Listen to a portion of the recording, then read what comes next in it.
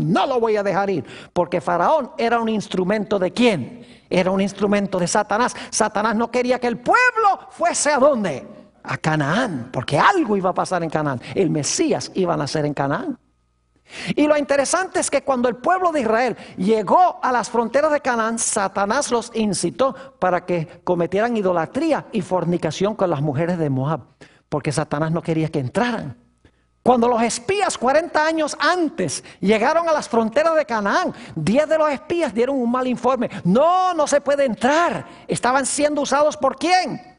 Por Satanás. Satanás no quería que entraran a Canaán. Y luego cuando el pueblo de Israel finalmente procedió a entrar a Canaán, las naciones de allí pelearon a capa y espada para impedir que Israel entrara en Canaán. Satanás sabía que había algo especial en Canaán y por lo tanto, cuando Dios vino, después de los 400 años para librar a Israel, Satanás dice, van a ser un niño y ese niño va a librar a Israel para llevarlos a Canaán y yo no lo voy a permitir. Lo interesante es que la vida de Moisés fue preservada en Egipto. A pesar de que Faraón quería matarlo, no lo pudo matar. Dios le preservó la vida a Moisés en Egipto. Y luego Dios llamó a Moisés a salir de Egipto con el pueblo de Dios después de haberlo preservado en Egipto. Lo interesante es que en Éxodo 12, escuchen bien, la señal de liberación del pueblo de Israel fue el sacrificio del cordero pascual. Se debía escoger un cordero perfecto y ese cordero perfecto se debía sacrificar.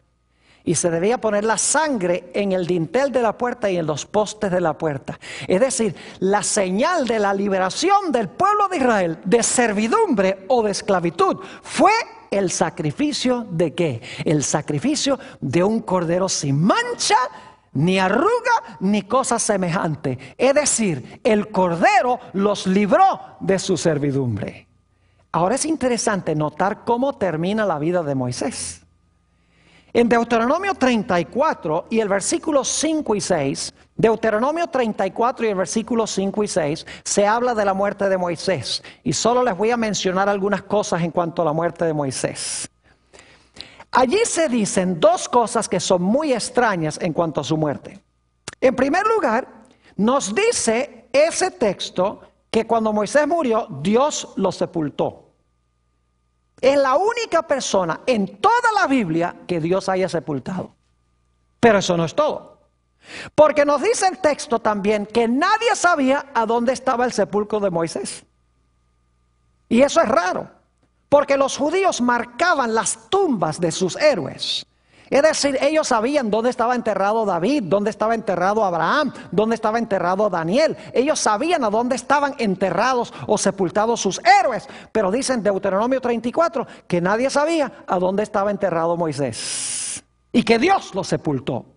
¿Por qué fue diferente el caso de Moisés que todos los demás héroes? En Judas 9, y quiero ir a este texto, el libro de Judas 9, encontramos que cuando Moisés murió, algo increíble sucedió. Se realizó una batalla por el cuerpo de Moisés. Judas 9 dice, pero cuando el arcángel Miguel contendía con el diablo, disputando con él por el cuerpo de Moisés, no se atrevió a proferir juicio de maldición contra él, sino que dijo, el Señor te reprenda. ¿Qué hubo cuando Moisés murió? Hubo una batalla entre Miguel el arcángel y ¿quién? Y Satanás. Y estaban peleando ¿por qué? Por el cuerpo de Moisés. ¿Ustedes creen que Dios pelea por cuerpos muertos? ¿A qué había venido Miguel el arcángel? Miguel el arcángel había venido a resucitar a Moisés. Y ustedes dicen, pero pastor Borg, ¿cómo es que vino a resucitar a Moisés el arcángel Miguel? Escuchen bien, en el Nuevo Testamento, en 1 de Tesalonicenses 4, dice que cuando el Señor Jesucristo venga con sus ángeles, dice que tendrá voz de mando, voz de arcángel y trompeta de Dios. Jesús hablará con la voz del arcángel. Es decir, el arcángel Miguel aquí en realidad es Jesús. Ahora entiéndame bien, no estoy diciendo que Jesús fue creado en algún momento, como enseñan algunas religiones. Dicen, bueno, Jesús era un ángel, fue la primera criatura de Dios, Dios hizo ese ángel primero. No, Jesús nunca fue creado, Jesús es eterno Dios. Pero la Biblia aquí lo llama el arcángel Miguel. Y en el Antiguo Testamento también se le llama el ángel de Jehová. No tengo tiempo de entrar a todos los versículos, pero en el Antiguo Testamento el ángel de Jehová es Dios en varios pasajes. Es decir, había venido Cristo Jesús y se estaba disputando el cuerpo de Moisés. Y alguno dice, ¿cómo sabe usted, pastor, porque Moisés resucitó? ¿Saben por qué? Porque aproximadamente unos 1400 años más tarde, en Mateo 17 y el versículo 3, cuando Jesús está en el monte de la transfiguración, dice la Biblia que Moisés y Elías vinieron para hablar con Jesús. No dice que era el alma de Elías o el alma de Moisés. Dice que vinieron Moisés y Elías. Es decir, Moisés para poder venir tenía que estar ¿qué? Tenía que estar vivo. El arcángel Miguel vino ¿a qué? A resucitarlo y para llevárselo ¿a dónde? Para arrebatarlo a Dios y a su trono, para llevarlo al cielo. Ahora, yo no sé si ustedes están viendo una serie de paralelos entre esto y lo que encontramos en Apocalipsis 12. Es increíble el paralelismo. Ahora vamos a resumir lo que hemos estudiado en cuanto a Israel. Moisés libró al Israel literal de esclavitud literal, en Egipto literal, cruzó un desierto literal, a Canaán literal. Se sacrificó un cordero literal. Moisés sacó agua literal de una roca literal y dio pan literal del cielo. Se levantó una serpiente literal en el desierto para neutralizar el veneno literal de las serpientes literales para librar a Israel de la muerte literal. Ahora yo pregunto algo. ¿Tenían simbolismo todas esas cosas literales? Claro que sí. Lo literal que pasó con el pueblo de Israel llegó a simbolizar grandes realidades espirituales y mundiales. Porque el pan representaba a Jesús, la serpiente representaba a Jesús, el agua representaba a Jesús, la roca era Jesús, el libertador era Jesús. Es decir, que lo que pasó literalmente con Israel era una ilustración o una figura de grandes realidades mundiales, espirituales, que iban a realizarse en el futuro. Ahora, ¿saben lo que es interesante? En la Biblia, Dios prometió enviar a un profeta semejante a Moisés, pero mayor que Moisés. Note lo que dice en el libro de los Hebreos, el capítulo 3 y el versículo 1 y 2. Hebreos, el capítulo 3 y el versículo 1 y 2. Fíjense el paralelo que se hace entre Moisés y Jesús. Dice, por tanto, hermanos santos, participantes del llamamiento celestial, considerad al apóstol y sumo sacerdote de nuestra profesión, Cristo Jesús, el cual es fiel al que le constituyó. Y ahora escuchen, como también lo fue Moisés en toda la casa de Dios. Se está haciendo un paralelo entre ¿quiénes? Entre Jesús, que fue fiel en la casa de Dios, ¿y quién? Y Moisés, que fue fiel en la casa de Dios. Ahora, no tenemos tiempo de leer los versículos, pero se los voy a mencionar. En Deuteronomio 18 y el versículo 15 al 18 fue que Dios prometió que iba a mandar un profeta mayor que Moisés. Y si van al Nuevo Testamento, a Hechos 3 y el versículo 22 al 26, van a encontrar allí que en realidad ese profeta mayor que Moisés no es más ni menos que Cristo Jesús. Es decir, Jesús iba a repetir la historia de Moisés, Pero en vez de libertar a un pueblo en cierta localidad geográfica para llevarlos a la Canaán literal, el Señor Jesucristo iba a librar a un pueblo mundial para llevarlo a la Canaán celestial. Es decir, que lo que pasó con Moisés como líder de Israel es un símbolo de Jesús, el líder de su pueblo en los últimos días. Ahora sí, vamos a Apocalipsis, el capítulo 12, y algunas de estas cosas no tenemos que buscarlas en Apocalipsis 12 porque ya leímos el pasaje.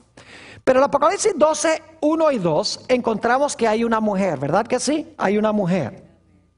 Ahora, quiero que noten lo que representa esta mujer, porque estamos hablando de símbolos. El diablo no es un dragón con 7 cabezas, ni tampoco es rojo. Son símbolos, es decir, representan algo más allá de lo literal. Así que esta mujer debe representar algo. Nota lo que dice Jeremías, el capítulo 6 y el versículo 2. Jeremías, el capítulo 6 y el versículo 2. Nos dice qué representa la mujer. Dice allí: destruiré a la bella y delicada, ¿qué cosa? Hija de Sión. Fíjense que Dios considera a Sión, a su pueblo, como bella y qué cosa, delicada. En realidad en el hebreo dice: compararé a la hija de Sión con una mujer bella y delicada. Ahora quiero que noten también lo que dice Jeremías 31 y el versículo 32. Jeremías 31 y el versículo 32. Y quiero que noten que Dios es el esposo e Israel es su esposa. Dice allí en el libro de Jeremías, el capítulo 31 y el versículo 32: no como el pacto que hice con sus padres el día que tomé su mano para sacarlos de la tierra de Egipto. Porque ellos invalidaron mi pacto, es decir, Israel, dice Dios, invalidó mi pacto, aunque yo fui un ¿qué? Yo fui un marido para ellos, dice Jehová. Es decir, Dios es el esposo e Israel es su ¿qué? Es su esposa. ¿Y quién va a nacer de la esposa de Dios el Padre? Va a nacer la simiente prometida. Va a nacer Jesús. Entonces, ¿qué representa la mujer? La mujer representa a Israel. Pero representa más que Israel. Porque la iglesia del Nuevo Testamento también es simbolizada por una mujer. En Efesios 5, versículo 25, el apóstol San Pablo dice: maridos, amad a vuestras mujeres, así como Cristo amó a la iglesia. Es decir, que en la Biblia esta mujer representa la iglesia de Dios en el Antiguo y en el Nuevo Testamento. Ahora ustedes notan que la mujer está vestida del sol y tiene la luna debajo de sus pies. Yo pregunto, ¿el sol tiene luz original propia? Claro que sí. ¿La luna tiene luz original propia? No. ¿De dónde recibe la luna su luz? Del sol. Ahora, ¿qué representa el sol con el cual está vestida esta mujer? ¿Y qué representa la luna sobre la cual está parada? Muy sencillo. Si vamos a San Juan 5 y el versículo 39, el Señor Jesucristo dice a los líderes de aquella época, dice: escudriñad las escrituras. ¿Cuáles escrituras? El Antiguo Testamento. Escudriñad las escrituras, porque a vosotros os parece que en ellas tenéis la vida eterna, y ellas son las que dan ¿qué cosa? Testimonio de mí. ¿Qué es lo que da testimonio de Jesús? Las escrituras. ¿Qué es lo que da testimonio del sol? La luna. Es decir, que el sol representa a Jesús y la luna representa ¿qué cosa? Las escrituras que reflejan a Jesús. Es decir, esta es una iglesia que está basada en las escrituras y que está cubierta de Cristo Jesús. Y luego tenemos las 12 estrellas que tiene sobre su corona. ¿Qué representan esas 12 estrellas? No voy a leer los versículos, pero se los voy a mencionar. En Génesis 37, escuchen bien, y los versículos 9 y 10, Génesis 37, 9 y 10, encontramos la historia de José. Recuerda